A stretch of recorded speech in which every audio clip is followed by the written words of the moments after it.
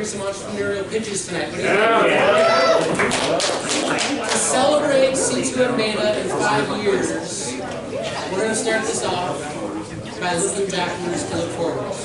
So, to celebrate 5 years of C2M Beta, first of all, thank you everyone for coming tonight.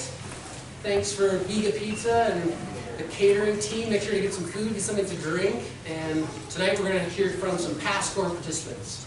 We're going to hear from current cohort participants. We're going to give away some wine and some great presents from Blackfoot. And we're going to hopefully inspire everyone in the room to take the next step with their entrepreneurial journey, or take their business to fruition, or help their friends and family bring businesses to life. So, like I said, welcome to the 5th annual C2M Beta Showcase event. We've been doing this for 5 years, supporting over 35 individuals, businesses, and entrepreneurs. So let's give it up to all those past businesses and entrepreneurs.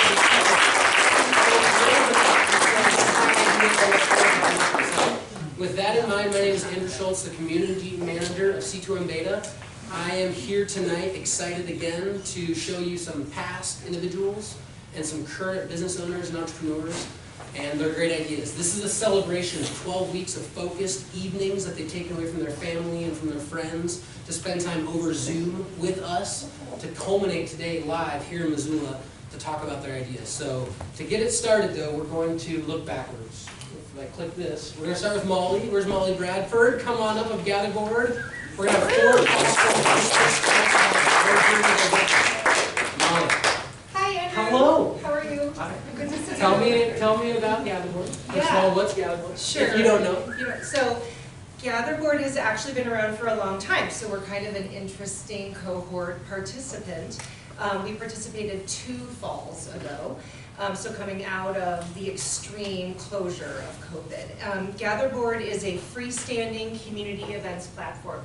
It's like a mini WordPress or Squarespace, where each community has a license that they name and market and design to be the one-stop connection space for all of their community's events. You might know it in Missoula as MissoulaEvents.net, which is how we started 17 years ago. We also own Missoula Indoor Ads, the high-traffic bathroom ads in about 300 locations around town, which has been a key to us bootstrapping and kind of being our own bank, if you will, having this local business. So 10 years ago, we started Gatherboard because folks were asking for Missoula events in their community. Right as we were like, my youngest was hitting kindergarten and I wasn't going to be a part-time mompreneur, I was going to be like a real CEO, this thing called COVID happened. And being in the community event space was shockingly depressing, as you might imagine. Here in Missoula, we had to cancel thousands of events a month on our site, and so did our license across the country. So at that point, I was like, and freaking out, and I thought, I need to regroup and reboot and rethink our value proposition, because what COVID taught us was that more than ever, if something tragic happens, or just tricky, or your community is a little frazzled, having a centralized connection space is invaluable. So I joined C2M, and what we laid out was a plan for the next 2 to 5 years that I am happy to say we have implemented the next 2 years of. Here we are, 2 years later. Which was, I needed to hire someone in Missoula to run my Missoula businesses so that I could focus on a national sales plan for Gatherboard. I needed to dramatically raise my prices, which meant I was going to lose some of my customers, especially ones that were struggling through COVID, or figure out a stair-step pricing plan. And then I needed to figure out a national sales strategy. So I have done those first 2 things. We are up at Gatherboard a few percent, but at our company as a whole by 27% this year. Wow, congratulations. Thank you. So our new person has taken off, and that means we can continue to develop as kind of our own bank. We're also restructuring some of the debt that we took on during COVID, which was really exciting, stimulus and grant plus loan money, but then suddenly interest rates keep going up and things are changing, so we're also in the process of consolidating and restructuring that to be more advantageous. And 2024 is what we're calling our year of Gatherboard. We are now pushing out a national sales plan. We have lost some sites, we've gained quite a few. We've raised our rates dramatically.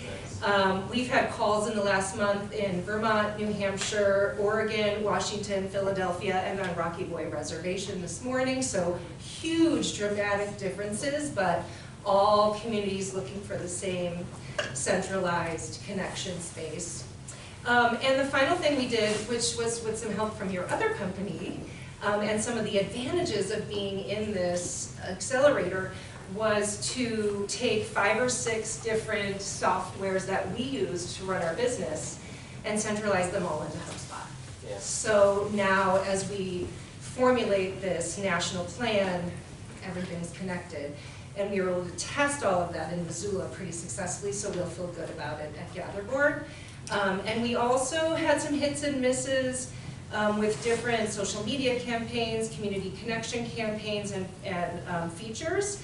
And we test a lot of those in Missoula so we can productize them for GatherBoard. But That's awesome. that's what we're doing. Thank you. Molly, that's awesome.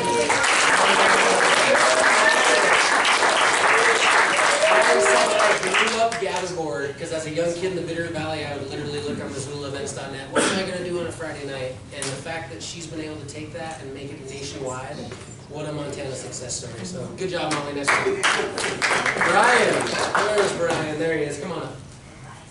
Farm Pro. All right, Brian Burkle. Appreciate you coming on down. Driving from Bozeman. Tell us about Farm Pro. So Farm Pro, it's we're trying to transform the agricultural supply chain with the trucking logistics, essentially. You can think of us as the Uber of agriculture in some ways, in that we connect shippers and truckers, right? We're replacing Excel spreadsheets and Rolodexes, essentially, in ag. As you can imagine, the ag space is a little bit behind digital tools, but you know, they clearly understand they need to catch up. There's a want to catch up. There just hasn't been anybody willing to step in and do it. So that's essentially what we are. Joined C2M a year and a half ago. Idea stage for me. I've been thinking about it for a decade. I worked for John Deere for 10 years. I'm a farm kid from southeast Montana. So I have a lot of history here and a lot of ideas, but just didn't have the time to focus on it. So C2M really helped me, I'd say, gather my thoughts and challenge me and give me some structure to, you know, how do you decide, is this really the right thing? You know, is this an idea? Does it really have legs underneath it? How do you ask those questions from people? I'm an engineer by trade, so calling up 100 people and getting customer discovery, that was really hard for me. And Andrew and the team really coached me through that. It was really great to feel like this is real. This is something that we can do. So from there, C2M, graduated from there, you know, got kind of the customer discovery, felt confident. Started looking at some opportunities for some funding, and I think I'm the only one who's really gone out and so, has anybody heard of Antler here? They're like Y Combinator, but they're global. So they have an office in Boulder, and about 3% of people got funded, and I was one of them who got funded out of that cohort. So it's really I really do owe it to C2M as far as kind of getting me over that hump, right? Even the confidence and understanding, and to prove to others, to speak the lingo, to operate the right way, to talk the right way.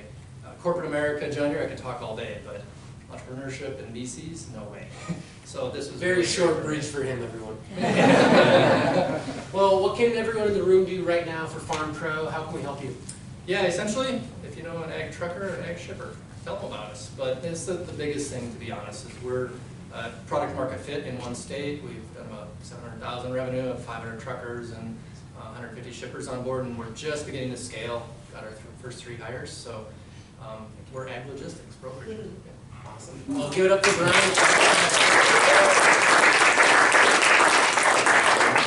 Next, Tana Berg. Come on up. Hi. Give it up for Tana and Latitude Hunters Sky Cycle.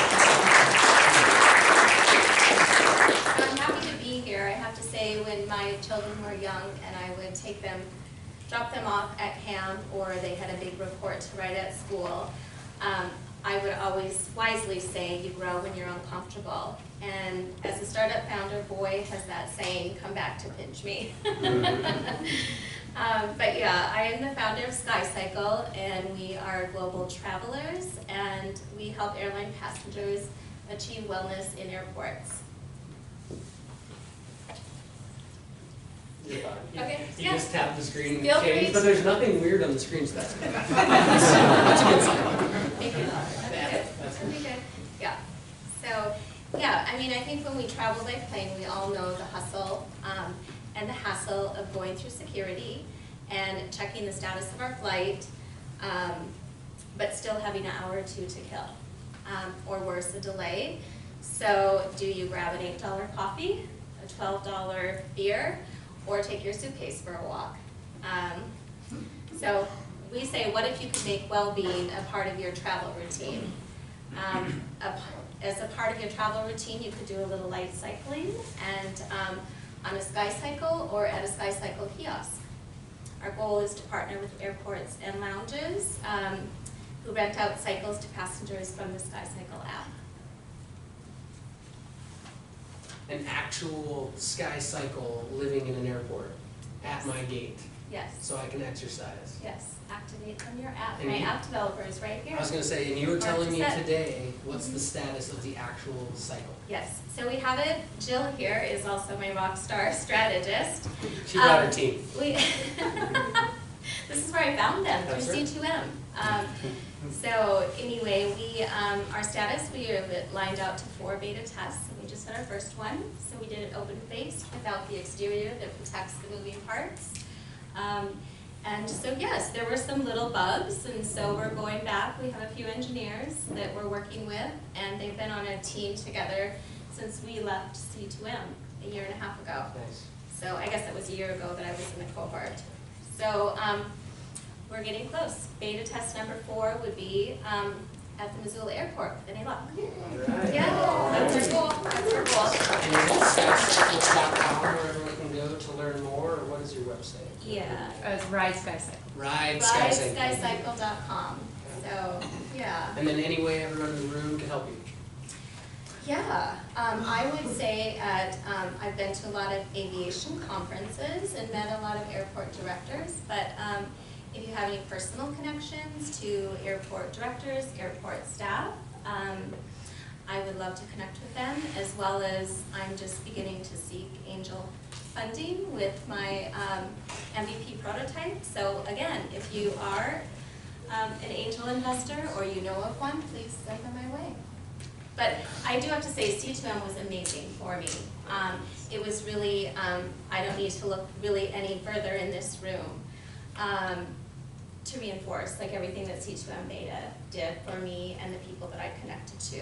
And I could connect the dots, but I'm going to let the next person speak. So, Okay, thank you. That's what C2M is, connecting to more. So let's give it up for Yeah. Tanner. And then finally, Nicholas. Nicholas, there he is. All right, come on down. Andrew, thank you very much for inviting me here and collecting some of the some of the veterans from C2M Beta. I was we were in 2020 with Ali and Molly. Yeah, and our mentor, the guy Dave Danford, extolled. Let's give it up for Dave one Yeah. time. You know we're not- So my name is Nicholas Wicks. I run a software company called Check This Out. We're an advanced SMS sales engine for restaurants and hospitality.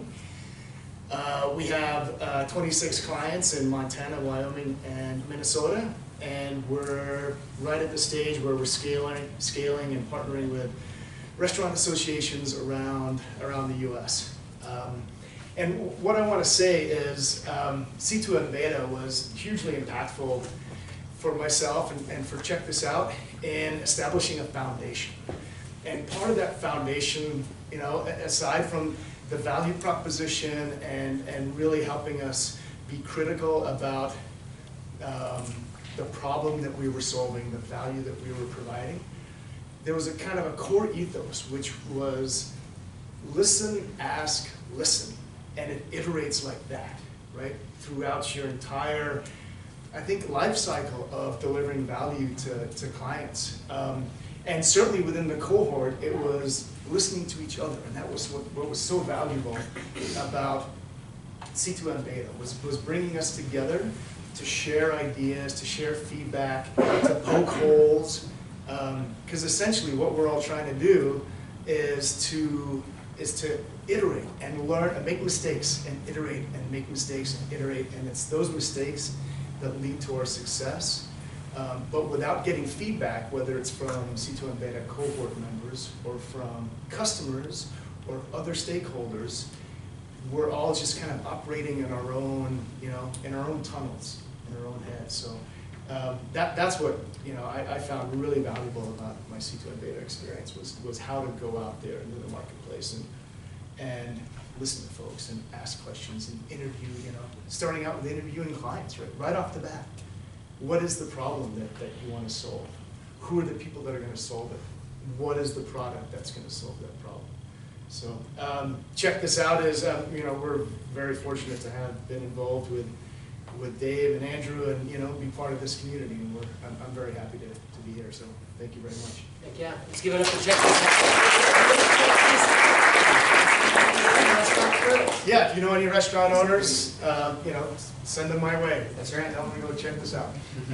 Okay, nice work. Well, that is our past cohort participants, and so now I'd urge everybody, refresh your drinks, go get something to eat, and then come back and get comfortable, because in 3 minutes, we're going to, right at 5 o'clock, we'll kick off the pitches, and that'll give everybody a chance to get something to drink, get some food, find a comfortable seat if you haven't claimed one, that's great, but grab something and then come back up to everybody next to this start.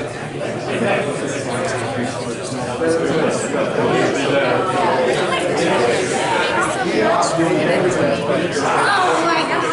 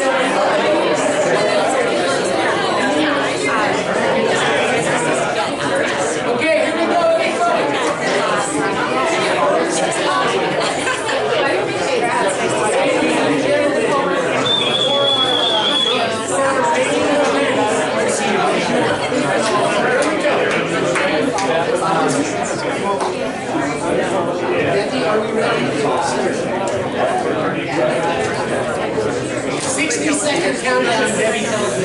60-second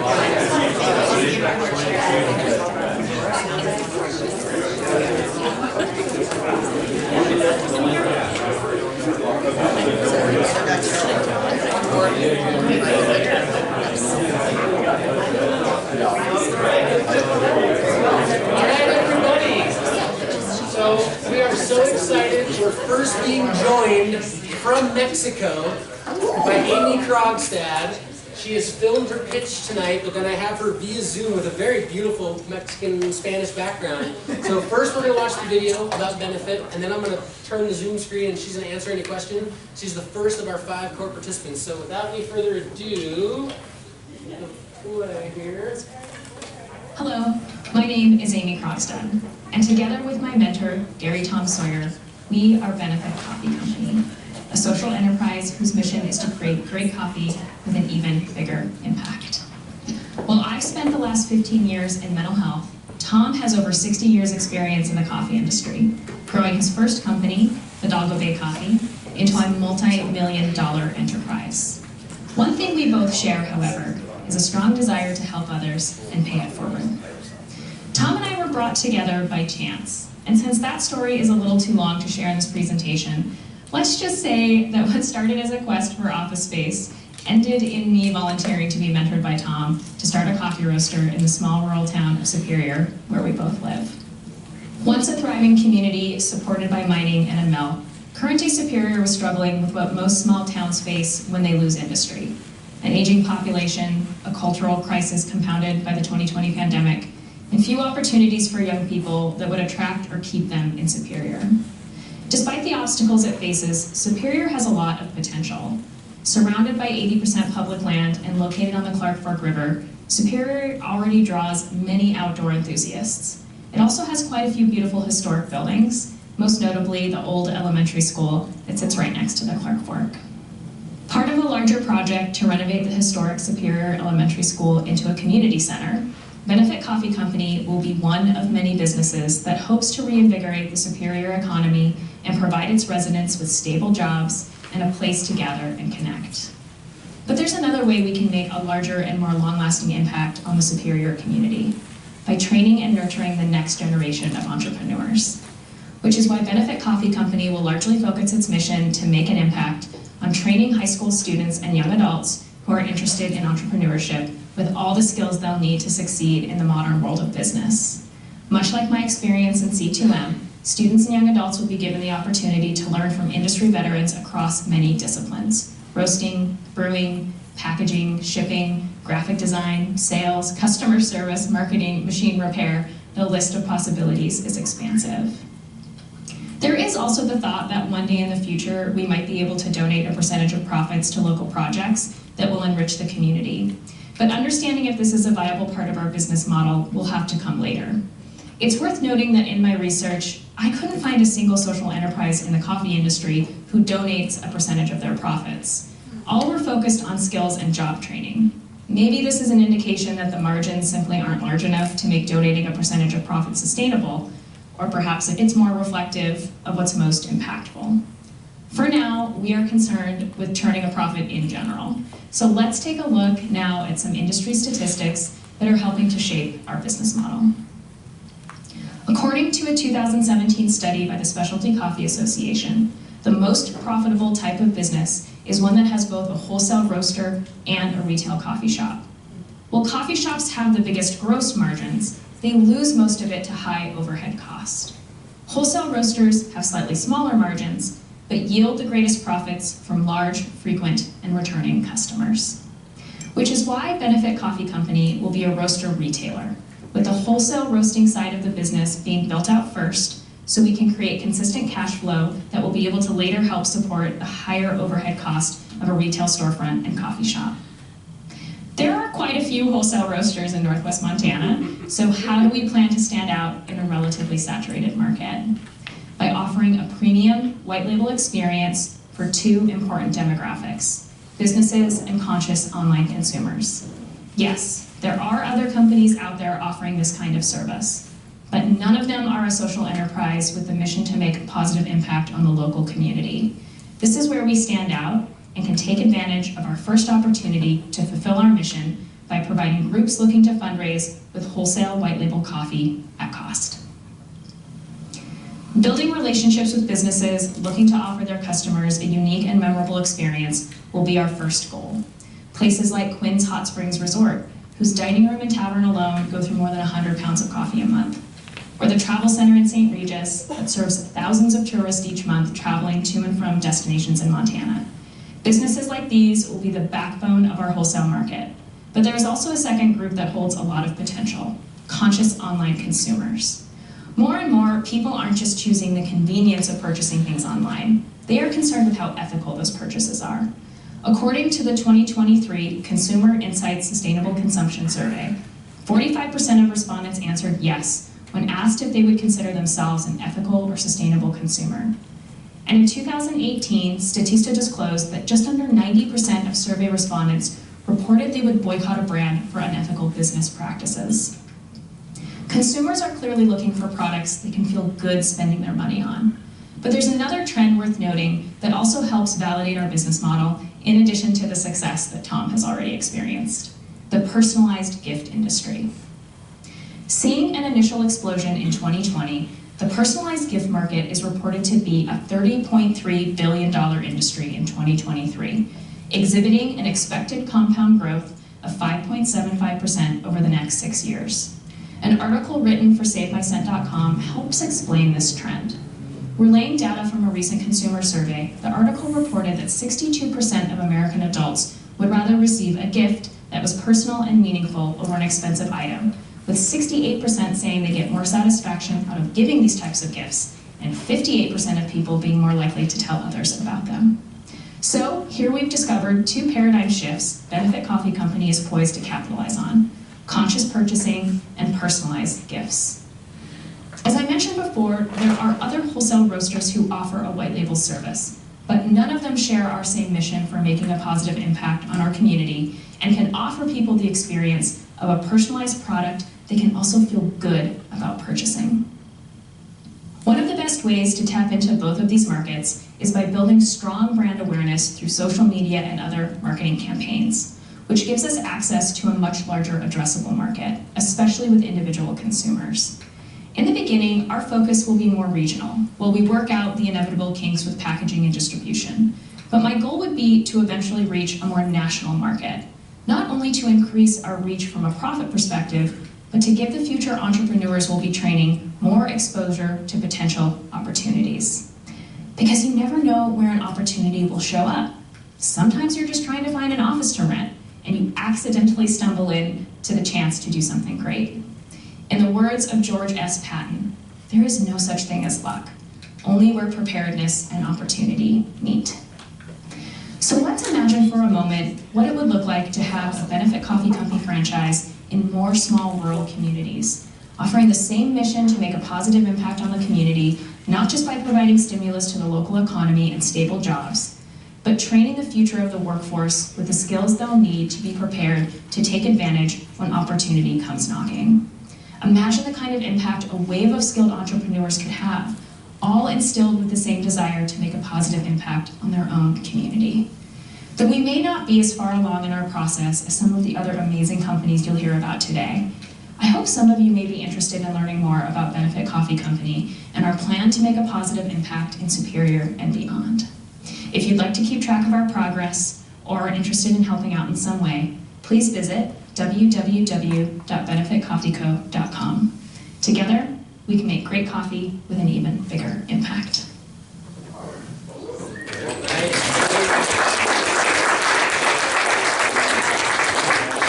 You can't hear the crowd, but everyone is clapping for you. Hold on one second. Here we go. Hold on. There she is. Let's give it up for Amy Krogstad, everybody. Anything that you would just like to tell the crowd to kind of finalize that amazing pitch, or is there anything else that they should know about you or how they can help you? No, we're just in our initial phases and just trying to get momentum going. And the next step is getting all the equipment and learning from Tom. So yeah, excited to see what the next what the next steps bring. Well, congratulations, Amy, and have a great time south of the border and travel safe home soon. Thank you so much. Yeah, Amy? Give it up for Amy one more time.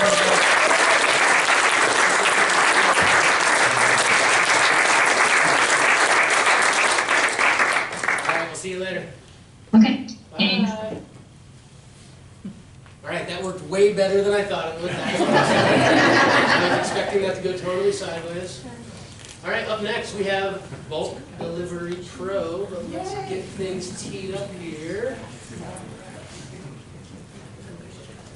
All right, team, come on over.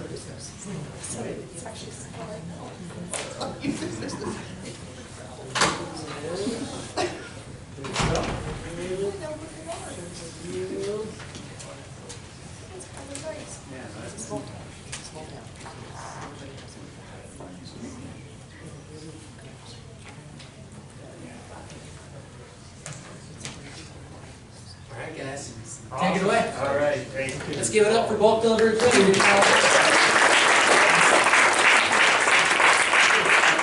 so much, everyone, for joining us here tonight. My name is Ross Peterson. I'm joined today by Doug Shryock, Steve Bryce, two members of our team who you'll be hearing from shortly.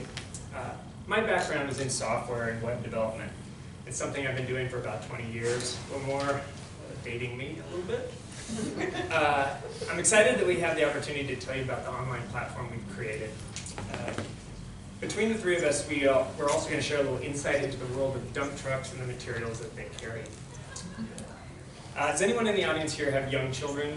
Anybody have young children? I too have young children.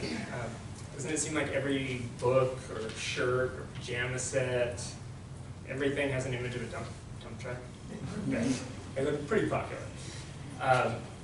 This seems to be the case in our house. I'm sure the reasons vary somewhat, but it's hard to deny the appeal these machines have on our younger selves. And this isn't anything new, right? These trucks have been around for a very long time. Nearly 100 years ago, my great-grandfather's hauling company in Anaconda, Montana, performed the exact same services that many companies do today. Even the manual steps to create an order of material remain largely the same now as they did back in 1935. These details weren't lost on my co-founder Doug, a Missoula landscape professional for over 15 years. He approached me in 2017 with an idea that we've distilled down to just a few words. Or rather, let's take notes on one. And with that, I'm going to hand it off to Doug, and he's going to try and class this back up a little bit. Thanks, everyone. Thanks, Ross. I see a couple of past customers in this room. I have a landscape business in town, and back in 2017, we were getting a steady demand for bulk landscape material. Now, we don't do, we're landscapers, we don't advertise, but there's obviously a market and we weren't properly set up for it.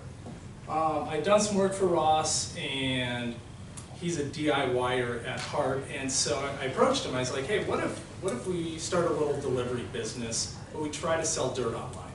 And he's like, man, I've had the same problem procuring bulk landscape material. So, you know, being a talented web developer, in 2 weeks he had this nice little site together, a little shopping cart style site, and we sent it live.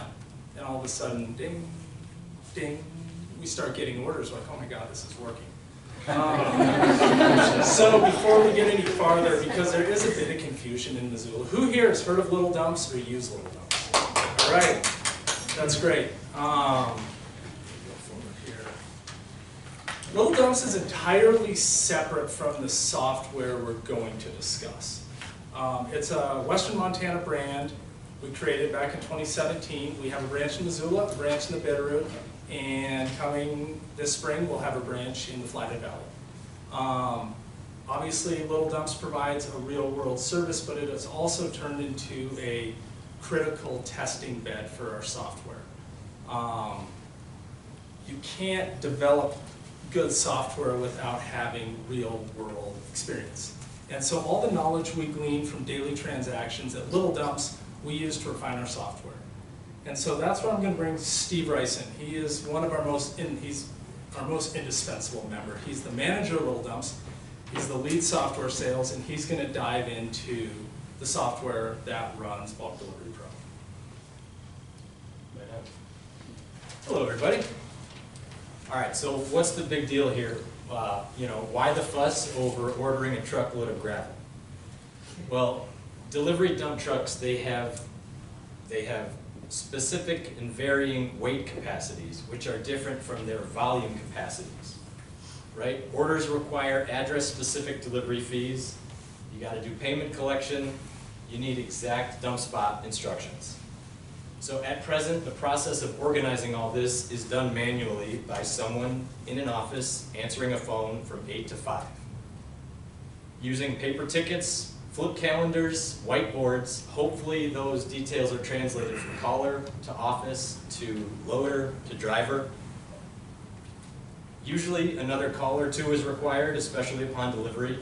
These folks are taking orders one at a time, only making money during business hours.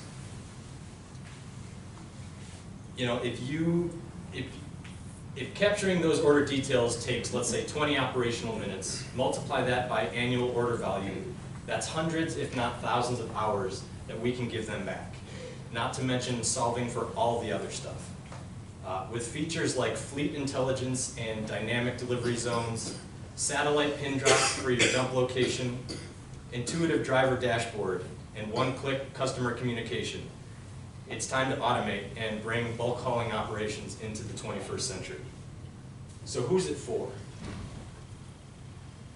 Our initial target market encompasses different types of business at the intersection of hauling and landscaping. While these operations differ, they all have bulk hauling and dumping in common, and therefore an opportunity to optimize how orders are received and delivered. It's an old school industry, blue collar, in dire need of a digital upgrade. It's also a relatively invisible industry, but landscaping's everywhere. And there's no reason that every homeowner in the US with a smartphone and a backyard project in mind shouldn't be able to order material on demand. And honestly, if Flintstones era gravel guys, if they're too entrenched in their ways, there's going to be room for an entrepreneur to move in locally, offer a much better experience, and eat their lunch. Early on, we leveraged Little Dumps. We leveraged our Little Dumps team, our cute little trucks, and honestly a growing neighborhood demand to refine, tweak, and polish our software tools. In 2021 and 22, we launched a second Little Dumps branch and partnered with a handful of regional customers to help test out our software. Initial customers include other bulk supply yards, more traditional nurseries, also a mulch and firewood manufacturer, thereby further proving out our product market fit across these different industry segments. Looking ahead, we hand-scraped the US to identify tens of thousands of potential business customers, at least those with any web presence to speak of. And because the heart of this thing is the bulk delivery professional, we call our software Bulk Delivery Pro, or BDP for short. However, we don't expect any of those end-user consumers to ever know our name. Similar to Shopify and other e-commerce platforms, the businesses powered by our tools, they're able to completely rebrand what we've created in order to promote their own company and their own brand. We succeed when our customers succeed. We've made it very easy to implement, and they get to take all the credit. To illustrate, allow me to read a Google review received just a week ago from Flamic Farm Earth Products, a customer of ours in Connecticut. The entire process from ordering to delivery was seamless. We placed our order and completed the payment online, specifying the delivery location in the instructions. The website provided a range of delivery times and days, allowing us to choose a slot that suited our schedule perfectly. What truly stood out was the proactive communication. On the day of delivery, we received a text well in advance, notifying us that our wood was being loaded and en route. Within 30 minutes of that message, the delivery arrived, right on time. Following the delivery, we received a thoughtful thank you text. The overall experience was a testament to excellent product, impeccable service, and clear communication. We couldn't be happier with our choice and will undoubtedly rely on this service for all our future fireplace needs. All right, just between me and you, that review is 99% about BDP.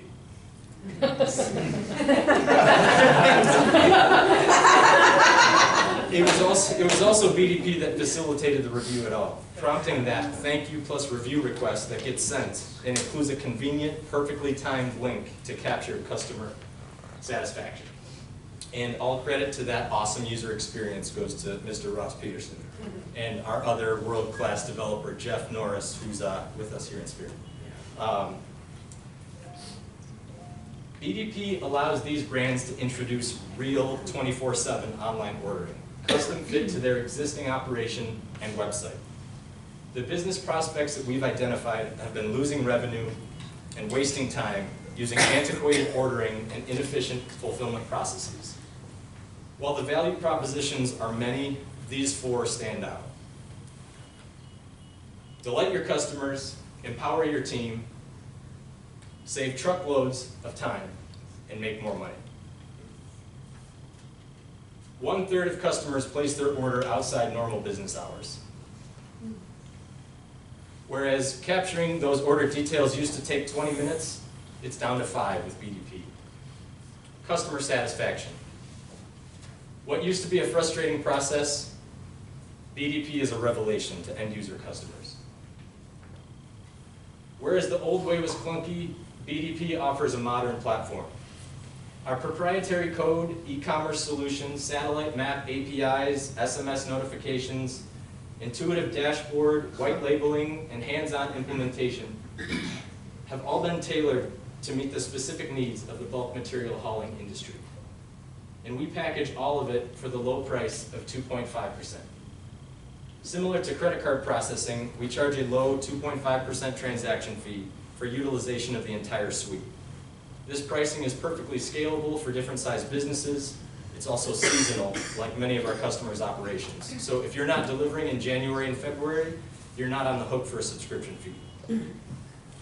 Our product is 100% built in the United States by a team that deeply understands the industry and those businesses foundational to building the world around us. If you've never driven a dump truck, it can be a rough ride. But with BDP, there's an endless stretch of freshly paved road. Just like that. With BDP, we can all be kids in the backyard again. This is the future of bulk. If our tools would solve a problem for you, or if you would like to disrupt the marketplace for bulk materials in your area, please feel free to reach out or visit us at bulkdelivery.pro.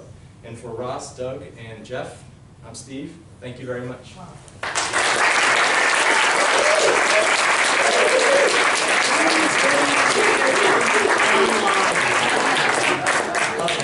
And by the way, they'll be the ones holding this up for the whole evening as well. So if you're wondering where to talk to the BDP team, there they are. Let's give it up for them one more time, guys.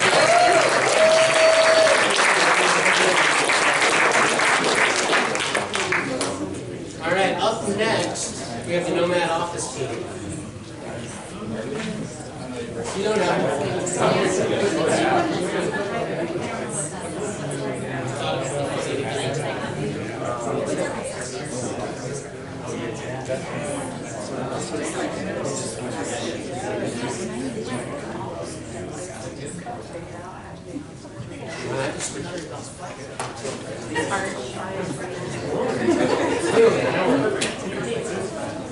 All right, up next we have Mark and Nina with Nomad Office. All right, let's give it up for Mark and Nina, everybody.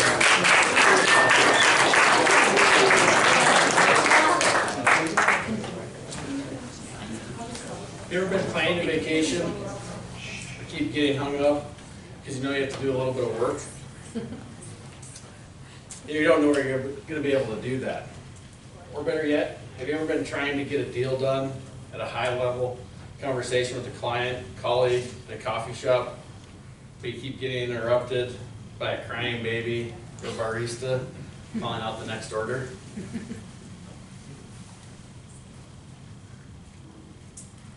Hello and good evening. As Andrew introduces, I'm Nina Haar, and this is my amazing husband, Mark Haar. We've been married for 14 years. I'm just giving you a little background about the both of us. We were both business owners and entrepreneurs. before this idea came to us. And a little fun fact about Mark and myself is I met Mark when we were in I was in 7th grade, he was in 8th grade. And so what that means is that we can't lie to each other about how cool we were in high school. That neither of us was cool at all. We have 2 children now that we both think are pretty great most days, much like ourselves. Mark is a founder and owner of his own business, Greater Gallatin Contractors. He started his business in 2004, and he's been in business almost 20 years. He now has 72 employees with Greater Gallatin Contractors, which is pretty amazing. A little about myself: I own Complete Body, which is an infrared skincare and massage therapy company, and I started my practice in 2005. As many of you know, and some of you know firsthand, that starting a business takes risk. Part of my risk starting my own practice in 2005 was committing to a long-term office space. And quickly I learned the value of keeping that space busy. If it sat empty, that was less money out of my pocket. Another risk I took was going back to school during the last recession. People were paying for groceries, not massage. And so I learned a new trade to add to my skill set. And I realized quickly, people, women in particular, at that time would find a way to pay for facials and hair removal if it was attached to a massage service. So I was able to make my rented space make more money for me. This seems to be a theme here. I took another risk soon after that, and technology played a role in that. I had an office I was paying for full-time, and I had it whether I had clients or not, so I wanted more regular clients. So I ran a deal. Does anybody remember Seize the Deal? So I sold the deal to introduce my new skill set, and I sold over 1,400 of these deals. And so I used Schedulicity. Does anybody use Schedulicity? So Schedulicity was pretty new at that time, and I used Schedulicity at that time to retain clients on the back end so that I could get their information and send my own deals and my own offerings soon after that. And 18 years later, I am still 1,400 more regular clients than I had before. And with no paid advertising. Well, I say no paid, but I paid for it somehow with my time and my energy. And so this isn't to say there weren't struggles along the way. After I grew so large and was so busy, I decided I needed a new space, a bigger space. I needed a reception, I needed retail, I needed another treatment room, I needed a laundry space. And soon after my deal, I signed a lease on a 7-office commercial space. How hard could it be to fill 7 treatment rooms with people in my field? Hey, I'm going to laugh about that.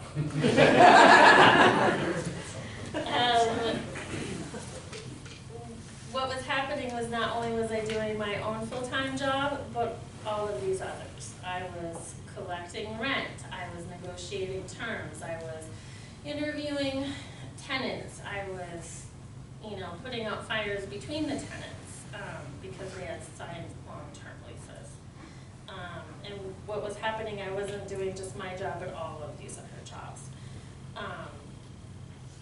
And a few months before my long-term lease in that 7-office space was about to be renewed, a little forced nationwide time off happened. I got lots of time at home. And I was still paying rent. So I actually rented out short-term to some real estate agents because they were necessary and they fit the space. And so I realized I didn't want to keep up not only the stress of my full-time job, but also the stress of being a property manager.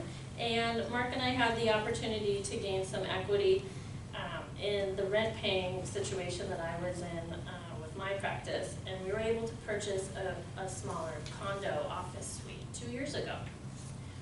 But I still had the opportunity and still had the space to rent out rooms. So I had 2 offices for rent, and I have learned as a short-term landlord that accountants are great to rent to. Those are my preference. And I learned that, and I had other massage therapists in there, and I also learned that as massage therapists, we're a weird group of people, and often we have commitment issues, especially with the time and commitment that a long-term lease requires. The weird part is fine. I'm okay with weird, but I kind of like to have a long-term lease and money coming my way. This idea came to me for Nomad office space when a friend came and a colleague of mine reached out to me. She was visiting back to Bozeman from Mexico, and she reached out and she said, hey, I would like to practice, I'd like to do some chiropractic back in Bozeman while I'm visiting. Do you still have space? And I said, yes, I do, absolutely. And my friend Danielle obviously is a chiropractor, and she travels, and she has quite a social media following. So her clients actually, this is a thing, they actually follow her and meet her where she is. And she just picks where she wants to be living, where the skiing is good, where the mountain biking is good, or whatever she loves to do. And her clients find her, and she creates digital content, which also necessitates a controlled space. So during one of her visits, it dawned on me, wouldn't it be great if she could go to a platform like Airbnb, and she could see all options available to her. She could see pictures of the space, she could see what she was getting, she could see the price, she could actually just book it online on her phone. And wouldn't it be great for someone like myself who could book my empty rooms on a daily, weekly, bi-weekly, or monthly basis, and I could even block it off if I wasn't going to use it, or if I wanted to use it for myself, or if I was going to be out of town. The reward is I still get a tenant, at least some of the time, and perhaps make a professional connection. And if it isn't a match, and I wouldn't have to see them, and vice versa, every day for 12 months in a row. And so that's why the idea of digital nomad came about, or nomad office spaces.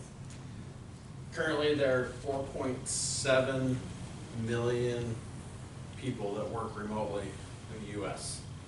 That number is expected to grow to roughly 32.6 million worldwide by 2025. And on the other hand, there are just under 1 billion square feet of vacant office space in the U.S. This number doesn't account for the vacant offices within operating businesses such as my wife's. If each one of these remote workers were to have an office of 600 square feet, we'd have an office shortage in the U.S. That'd be roughly 2.8 billion square feet of office. And as we all know, there is a cost associated with having a long-term office. Currently in the U.S., the average rent of an office space is $33 a square foot, or $19,000 a year for a 600 square foot office workspace. This does not include other overhead associated with it, such as triple net internet, furnishing, or other utilities. Many professionals either don't want or can't afford the associated cost with having a full-time office. A startup company, like many in this room, don't necessarily want to take on the risk or the burden of a full-time office. It could be a challenge, or in some cases detrimental. Or a construction company looking to expand their market may not want the risk of having a long-term lease. Or a hotel owner or manager looking to simply simplify or advertise their conference room. Wouldn't it be great if there was a place a professional could find a conference room for a day, or a startup company get their feet wet in an office without a long-term lease, or a remote worker looking for a place to host a client, or just get out of the house for a day. This is where Nomad Office comes in. You ask, what is Nomad Office? Well, think of it as the Airbnb of the office space. Nomad Office is a platform that brings vacant office owners and professional workers together. It allows owners to list their individual space or spaces, and the professional workers to pick and choose where they would like to work for the day, the week, or even the month. And when a professional worker chooses where they would like to work, they can book it with a click of a button.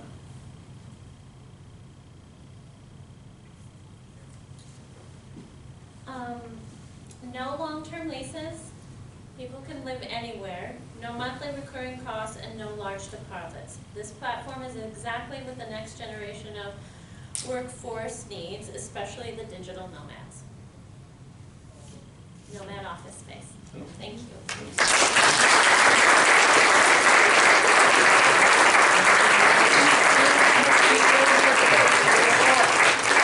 Reach out to them, and if you have any questions, please connect with Mark and me today. They're headed back to Belgrade and then north tonight, so tomorrow. So tonight's the night to connect, and thank you both. Great job. Thank you.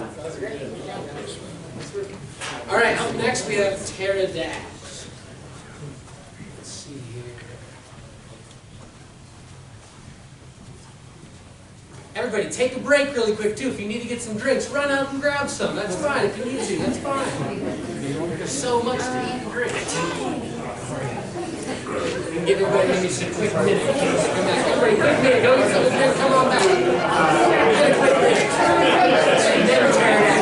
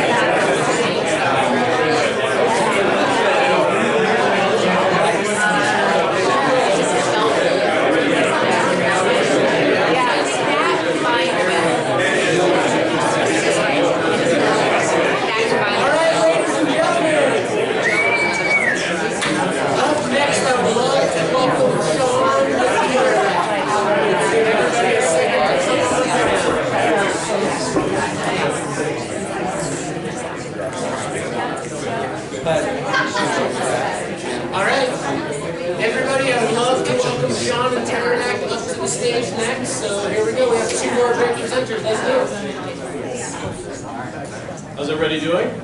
Good. My name's Sean Malloy. I'm the Customer Success Director here at Teradact, and I want to just take a quick moment to thank Blackfoot and First Interstate and Andrew and his team for hosting tonight, and all of you for coming. We really appreciate the support. C2M has been a great opportunity for our entire team, working over the last 6 months with their fellow cohorts. It's been a great learning opportunity, so we really appreciate it. Just a quick note about myself. I'm a native Montanan, originally from Billings. I've spent the better part of the past 2 decades working in corporate risk management, mostly in China, but also kind of around Asia. I came back to the state about a year ago and joined the founding team here at Teradact after our acquisition. And over the course of the past year, we've been working on growing that team. We've now got about 10 people working mostly right here in Missoula and a couple remotely around the state, and 2 international offices that we're just sort of working on at the moment. So I'm looking forward to sort of giving you just a quick pitch deck and update on where we're at and what the future looks like for Teradact. First, I want to focus on the problem that we're here to solve, which is broken data security. And as a risk manager, I can tell you that 90% of the different organizations I've worked with over the past 5 years, the #1 or #2 issue on their risk register is cyber and data risk. So this is a real problem for just about everybody. It's across government, private sector, and just about every different kind of business industry. Data risk has become existential for most organizations, and that's primarily because it's very likely it's happening pretty often. The impacts are huge, in the millions of dollars, and it's basically becoming ubiquitous. So every day you can go online and see a new data breach that's happened from a pretty major company around the world. So traditional approaches to cybersecurity and data protection are fundamentally broken. We can see that. It's being proven out daily in the press. And most, basically, solutions that are promoted on a daily basis are inefficient, they cost a lot, they take a lot of company resources to get done, and they're not working. So this is creating a lot of pain, and I want to first just talk about the cause of that pain and then the impact of that pain, because it's very real and it's very big. Primarily, most companies are taking the wrong approach to data security. So they're looking at protecting the attack surface of their network, which becomes quickly a game of whack-a-mole. There's a lot of different holes in every different kind of network for any organization, and with AI coming online and new APIs and people changing and going to remote work and working on the cloud, there's so many different things that need to be addressed that it's becoming an impossible risk to manage. That's a lot of pain. And then how do we measure that? Actually, this is really easy to measure. Pretty much $5 million to $10 million for a Fortune 1000 company is the floor cost, the average cost for a data breach and remediation in today's world. So this is a real problem. I think most of us are familiar with these companies up here. Anybody think you might have your data with those companies? So these are just 10, but these represent 10 of the largest 20 data breaches of all time. And all of these breaches have taken place just in the last 10 years. And we're talking about 6 billion losses of user sets of data for these breaches over the course of the last 10 years. This is a really big problem, and it's growing. And we're here to provide a solution. So what does Teradact do?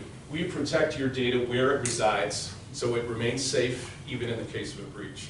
How do we do that? We focus on the data, not the attack surface. So we've got a number of different complementary technologies. We call them building blocks of data security. We basically wrap your data with those technologies in different ways, and that allows the data to be protected regardless of where it's at. So if the data is moving, or if it's at rest, the data is protected. If it gets breached, it's still anonymized and it can't be used. So it's a novel solution that not many companies are offering at the moment, and we focus on the data frontiers within an organization as opposed to the attack surface. So we look at protecting your core, protecting your servers and your data, protecting the cloud that you work with and the movement between your core and the cloud, and then the edge, the devices that your employees are working on and are mostly the most vulnerable issues. All 3 of these data frontiers are protected through our technologies. So who are our customers? I mean, the short answer to that, it's potentially endless. Everybody has this problem, and there's nobody that's immune. But we start by saying we want to engender the public trust. We want to protect public data, citizen data, and consumer data, employee data. How do we do that? We're primarily working with integrators and strategic partners. So we have 2 of the big 4 companies that we're working with now to deploy basically to public and private sector clients, but right now we're pretty much focused on state governments. Initially, we're working there, but we hope to expand that into local governments and federal agencies. We've got a couple of projects that we're looking at for this, as well as educational institutions and research organizations. And then in the private sector, we're currently doing a beta test with our products and local companies to see how it's working, if it can be deployed, and what works for them. So we think that health, pharmaceutical, finance, all the usual suspects that are using data as an integral part of their daily operations are all going to be impacted by this. Telecoms, hospitality, travel, you name it. So this is potentially something that we want to really work on. These are the buyer groups that we're focusing on, we're doing the research on right now. So everybody from a project manager to engineer to security officer and executive, it's pretty common across any kind of a potential client, whether it's a government agency or whether it's a corporation. So we're doing some marketing data research at the moment with our products, and that's becoming very useful to see how we can deploy with different types of organizations. This is just a quick look at our product suite. So as I said at the top there, we focus primarily on deploying through the core, or through the cloud, or at the edge. And we have three primary technologies you can see across the right side here. We've got redaction, tokenization, and encryption. So three different patented products that we use that are also protected by copyright. We also have native BI Plus, which is an online data workshop. Allows people to sort of go in and play with different sets of data that we can provide. They can then program that data to be wrapped by different protection technologies and see how it works in real time and at scale. Along the left side there, you also see four different products that are very functionally focused. These are just sort of finishing in development, and we're looking forward to launching them in the market next year. Docera Plus is an enterprise password manager that protects data where it is. Llama Safe is working on AI integration of content coming in through AI. And Geodac Plus is basically working with geospatial data to anonymize it so that data privacy compliance is up to speed with different state laws. GDPR is another driver for compliance reasons because of Europe's data privacy law. So we have a vaulted tokens solution that actually allows most American companies to be compliant with that law. I won't spend much time here. It's just a quick view to see how our online workshop can work. We actually have the ability to pull data from different sources and different formats and then allow people to work on putting that data together in different graphs, charts, and data analytics tools that they can then share with dashboards. And then once that's all set, they can actually go through and click and program the different technologies for protection and see how it's working.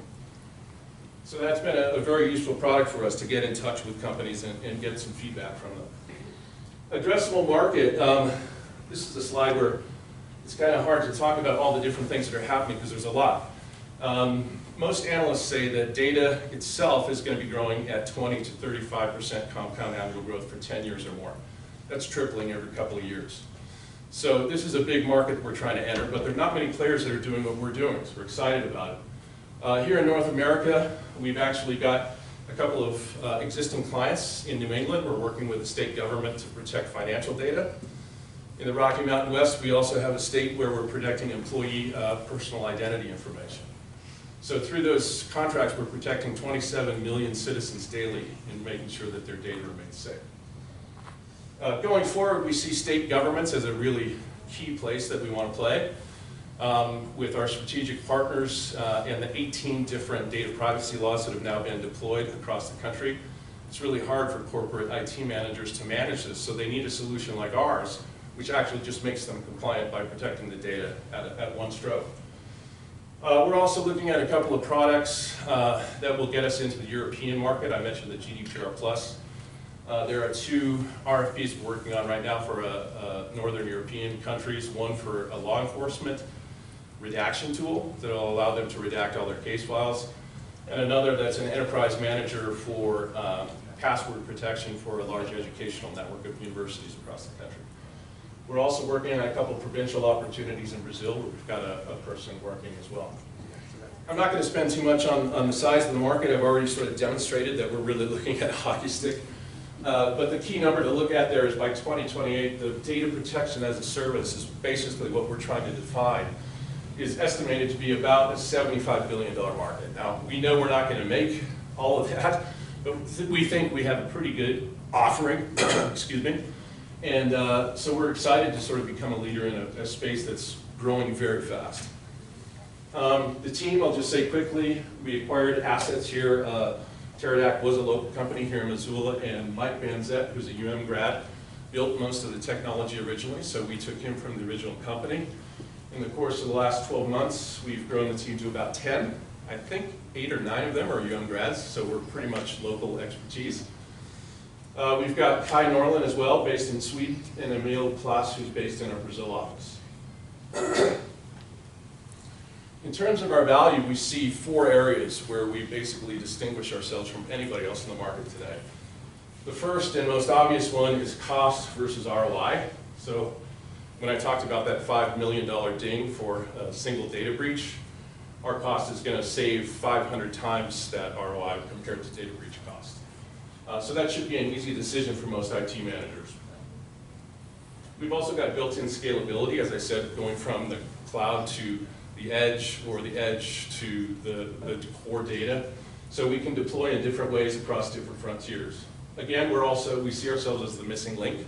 We are the one company that's focusing on wrapping the data with different technologies, as opposed to looking at plugging holes in the dike day after day.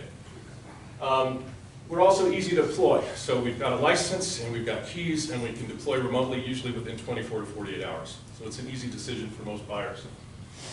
In terms of the pricing model, this is kind of evolving based on our beta product testing with clients and potential clients. But as we're looking at it now, we're basically allowing people to deploy one solution or multiple solutions or the entire suite at a cost comparison of one single developer in your team, 2 developers, or 3 developers for the whole suite. So if you look at the way in which you're buying basically an insurance product, that's scaled value moves pretty quickly. So it's an affordable and a value-adding solution. Next steps. We're pretty excited to finish up this beta testing in the next 3 months, to gather that and sort of make sure that the product and the offering and our network are sound. And we've basically put together a Fortune 1000 database that we're going to be going out to market with. But more importantly, we don't want to scale just on our own. We want to work with partners that can position us to work either with the state governments or with companies residing here in the state by basically becoming a core part of their value proposition. So we're really looking very closely at trying to find any partners that can help us get into the market, and we'd be very happy to talk with any of you, either about becoming a potential part of our beta testing or about becoming a potential partner. So that's basically it. That's my time. Feel free to go ahead and scan the CR code here or send us an email. And as I said, we'd love to work with you or do more in terms of looking at whether we can help your business. Thanks for your time.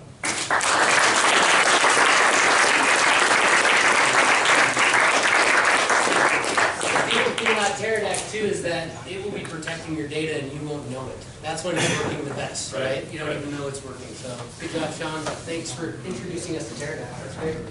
All right, last but not least, I have to introduce the hometown boys. Yeah, let's go. Let's hear it up. Let's give it up for Smart Boys.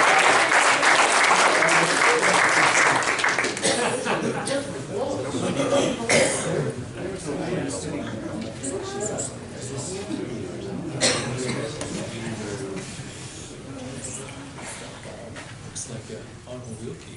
We didn't get very far.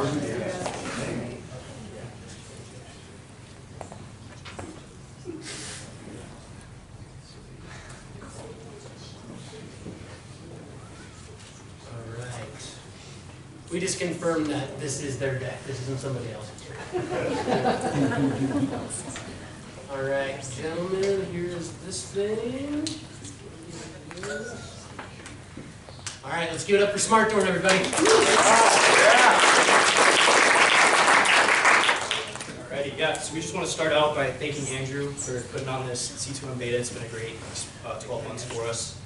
But yeah, we are SmartDoor, simple energy efficiency.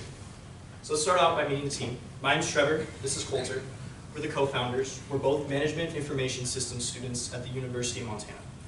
Elliot over here is a recent graduate of Montana State University with a degree in engineering. So So let's talk about the problem. I want to start this out by raise of hands. How many of you have ever had a bad roommate? Okay, yeah. Well, my bad roommate's actually right here today. His name's Coulter. So Coulter's problem is that he likes to run his room at 85 degrees all day, every day.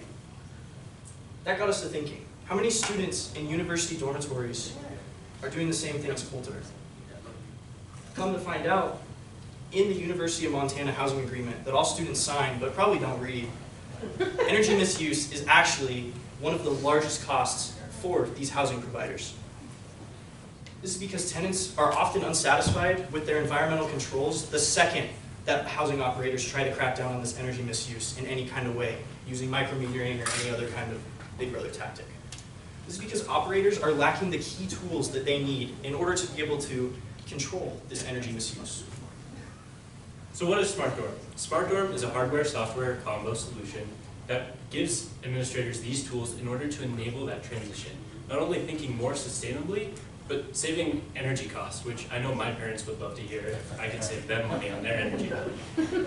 So by saving these colleges and universities, dormitories, barracks, or any other managed living facility 19% or more on their energy expenses per year, these administrators not only save the money on the back end, but they provide a more comfortable space for their tenants where they don't feel like they're being micrometered and watched every step of the way, which is especially important for students that are just getting accustomed to living on their own. Additionally, for power plant operators like the University of Montana and other universities that have their own power plant facilities, they can save even more money on the back end as they're burning less natural resources and utilizing less from the main power grid to operate their campus at an effective rate. Now, how does this work? Yeah, let's talk tech. So, thermostat here, we've got, this is our version 1 right here, all these wires. Basically, we put a little computer inside a thermostat and inside an outlet. And they work together via Wi-Fi, whereas they work together between themselves and through a kind of main building management system. So the tenant will come in with their RFID card that they use to open the front door of a building, put it in the thermostat, and that allows them access to be able to change the temperature to crank that up to 85 degrees.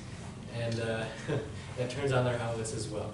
And then when they leave the room, they'll take their card with them, and then it goes back to the building manager's set temperature, saving energy that way.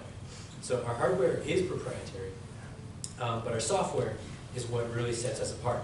So this building manager will be able to use our software to monitor the electricity usage of the entire building. They'll be able to set a baseline temperature for each room when no one's there, saving energy, and they'll be able to use the software to optimize the whole energy usage of the entire building. Additionally, each tenant will be able to download an app that connects to their thermostat, and that's just similar to any other smart home capabilities that you can do there, controlling temperature and monitoring their energy as well. Now, Trevor and I kind of have a problem. We both love data, which is why we compiled this background information to give you an insight into what we found out about our research, prompting us to develop SmartDorm. If anyone didn't know, when they looked at their power bills passed in 2021, energy expenses jumped 50% on a nationwide average. There's a host of factors contributing to that, but colleges and universities definitely felt the brunt of that force. Additionally, in 2018, many students ranked utilities as the top #1 priority that they had upon move-in, giving colleges and universities even more incentive to think about how they charge students for utilities and water usage on their campuses. Additionally, on a national average, for every degree Fahrenheit a student turns up the thermostat, you can expect a 3% increase on a heating bill. These are all factors that are screaming the need for energy-efficient technology in colleges and dormitories for folks living on their own for the first time, which is why with SmartDorm, we came up with our own facts. Using our technology, we can achieve ROI on an initial investment in our hardware in as little as 9 months. Additionally, tenants become way more comfortable as they're not being watched on every move, and they don't have their RA coming down the hallway to knock on their door to say, turn off the lights and turn down the heat. Building on top of that, they can achieve well and LEED building standards, which, let's not even mention the tax benefits that they can generate by having green buildings. And finally, let's talk about CO2 savings. That makes me feel warm and fluffy inside when I do my part to save the environment. Now, I feel great about that, but we still need to run a company and generate revenue. So we have 2 tiers to factor in our clients into our business model. One is new project implementations, and the other is retrofitting services, both which place our technology in these facilities, dormitories, barracks, or apartment buildings, and gives a gateway to onboard clients into our network, and then start to our second tier of our business model, which is charging for our software services and analytics that we provide to our clients. Nice. So logistics. Let's say we have a client and they make an order. So that order comes through us, and immediately we can send out a batch order of all of our equipment, all these components. They will be drop shipped directly to our client. And then the technology is simple enough where building managers and maintenance people locally can install it themselves, of course with our support remotely. And then once it's all plugged in, it'll integrate with our software, and it's good to go, operational. So how are we going to get to where we want to be? Obviously, we have to finish our core product set and our software MVP. We're then going to work to implement into a pilot program, which will then allow us to gain certification through both UL and US agencies. We'll then be able to launch our Core Plus product set, which then we'll be able to finalize feedback from that in order to implement our beta products. That's enough about us. Let's talk about our market. Focusing on domestic college and university housing, military installations, and multifamily housing facilities, we've calculated a total serviceable market share of over $250 million.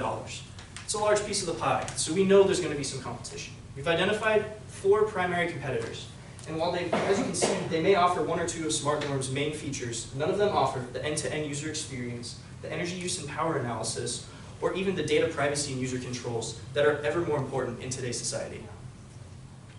Now that's great, but we need to set some targets for ourselves to identify where we are in the market.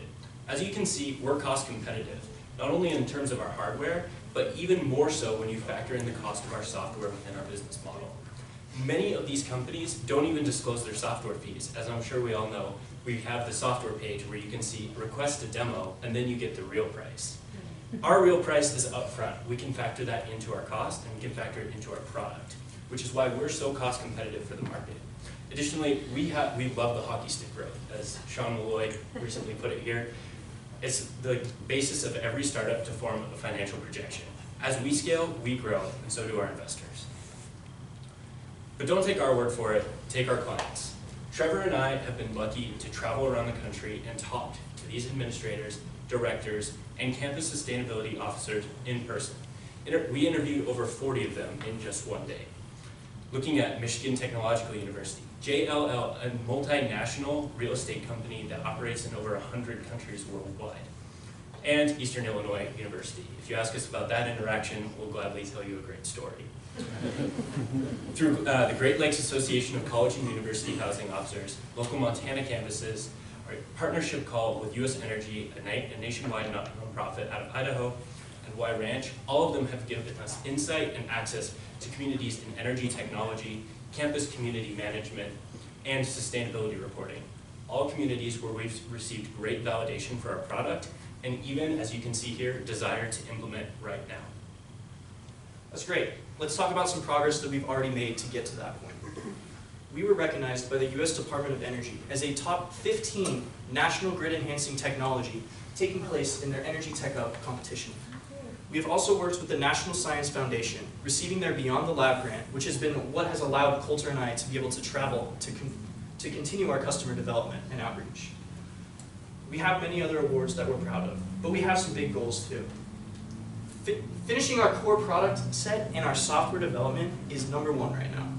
Once that is complete, we're going to work to gather additional financial resources to be able to actually implement into a pilot program. And then after that, we're going to work to partner with sustainably focused institutions that want to make a difference. We may be the men in black today, but we're here to brighten your future and take an active stake in energy management for the future of all students and the future of our environment. We are SmartNorm. Smart energy efficiency.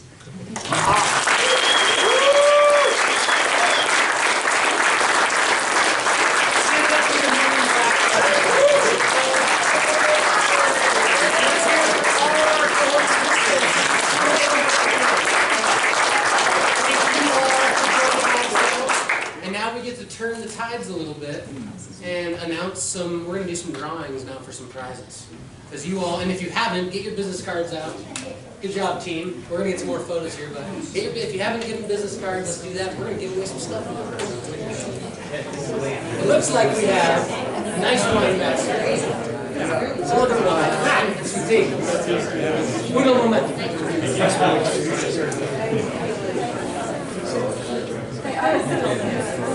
Well done. Thank you so much. Appreciate it.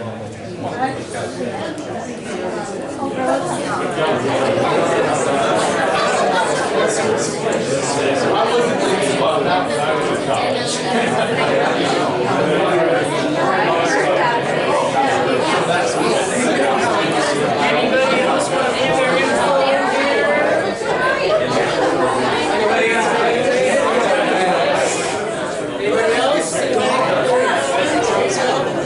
Smartphone team?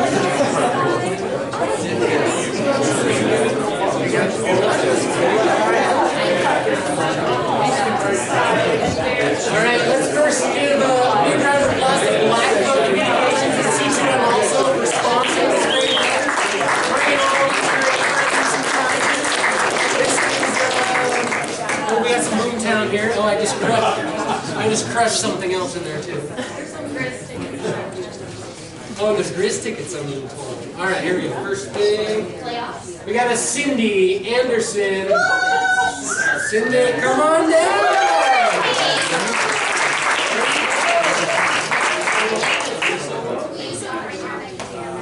All right, number 2, this looks like hydration. We have waters and coffee mugs and maybe Grizz tickets also? We don't know. It's a grab bag. Not a problem. Oh, it's a piece of paper. Eli? Eli Kaplan?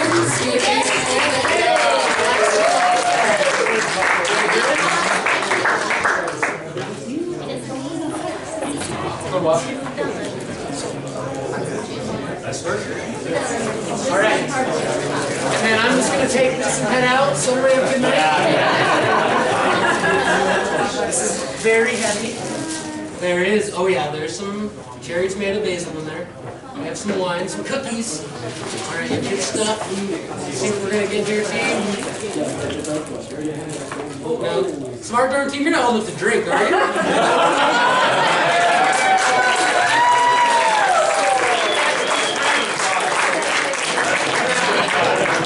That was not rigged, just to be clear. Ridiculous. Congratulations. You can't drink all the time.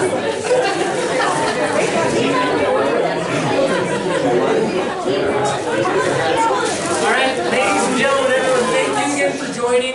Please go eat all the pizza, drink all the beer.